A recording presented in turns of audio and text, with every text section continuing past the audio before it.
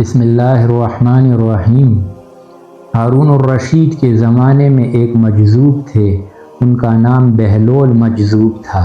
ہارون الرشید ان سے مذاق کر لیا کرتا تھا، لیکن ہنسی میں کبھی بہلول بہت پتے کی بات بھی کہہ دیا کرتے تھے۔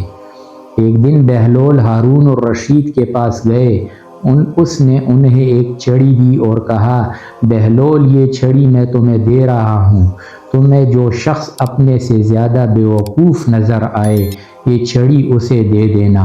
بہلول نے چھڑی لے لی اور سنجیدگی سے اٹھ کر چلے آئے۔ بات آئی گئی ہو گئی، شاید ہارون الرشید بھی چھڑی کے بارے میں بھول گئے۔ کافی عرصے بعد ہارون الرشید سخت بیمار ہو گیا، بچنے کی امید نہ رہی، طبیبوں نے بھی جواب دے دیا۔ ایسے میں بہلول اس سے ملنے کے لیے آئے۔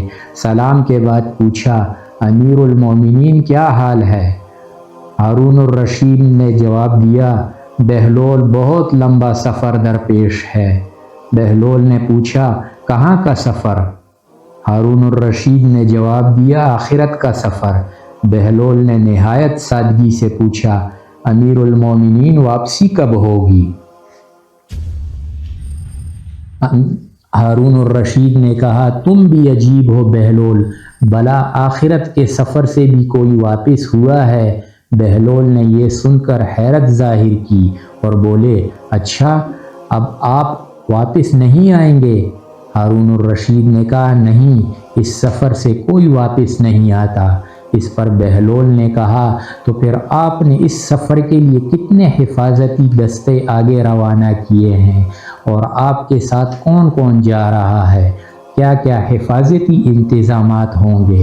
ہارون الرشید کا منہ بن گیا اور بولا، کیا بات کرتے ہو بہلول، آخرت کے سفر میں بھی کوئی ساتھ جاتا ہے؟ خالی ہاتھ ہی لوگ جاتے ہیں۔ اب بہلول بولے، اچھا اتنا لمبا سفر اور مددگار ساتھ نہیں، پھر تو یہ لیجیے اپنی چھڑی، یہ امانت واپس ہے۔ مجھے آپ کے علاوہ کوئی انسان اپنے سے زیادہ بیوقوف نہیں ملا۔ آپ جب بھی چھوٹے سفر پر جاتے تو ہفتوں پہلے اس کی تیاریاں شروع ہو جاتی تھیں۔ حفاظتی دستے آگے چلتے تھے، خدام ساتھ ہوتے تھے، پورا لشکر ساتھ چلتا تھا، لیکن اتنے لمبے سفر جس سے واپسی بھی نہیں ہوگی، آپ نے کوئی تیاری نہیں کی۔